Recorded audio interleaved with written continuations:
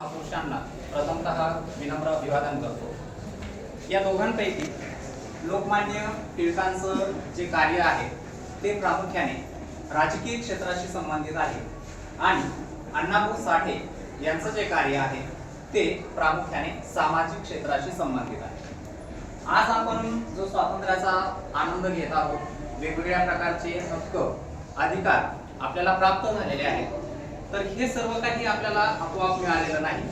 हे सर्व आपल्याला उपलब्ध करून देण्यासाठी अनेक महापुरुषांनी कष्ट घेतलेले आहेत, त्याग केलेला आहे, संपूर्ण त्यांचं आयुष्य या कामासाठी खर्ची घातलेलं आहे आणि त्यानंतर कुठेतरी आज आपल्याला या सर्व सुविधा किंवा सर्व प्रकारच्या गोष्टी उपलब्ध झालेल्या आहेत। तर प्रामुख्याने लोकमान्य टिळकांच्या कामगिरीचा विचार करताना त्यांना असंतोषाचे जनक असतील किंवा जहाल विचारसरणीचे प्रमुख नेते असतील, ह्या सर्व गोष्टी आपल्याला माहिती आहे। पण प्रथमतः जे ब्रिटिशांचं राज्य भारतामध्ये होतं, तर ते राज्य नष्ट करून की ज्यामुळे आपल्या भारतीयांचं शोषण होत होतं, पिळवणूक होत होती, तर ते सर्व संपवून आपल्याला स्वातंत्र्य मिळवून देण्यासाठी त्यांनी जो पुढाकार घेतला तो विचारात घेत असताना प्रथमतः लोकजागृती करण्यासाठी त्यांनी केसरी आणि मराठा ही जी वृत्तपत्र सुरू केली, त्यापैकी केसरी हे वृत्तपत्र होतं मराठी भाषेतून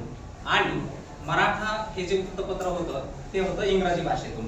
गोपाळ गणेश आगरकर यांच्या सहकार्याने ही वृत्तपत्र त्यांनी चालवलेली होती आणि या वृत्तपत्रांच्या माध्यमातून प्रामुख्याने लोकांमध्ये जागृती घडवून आणण्याचं काम त्यांनी केलं।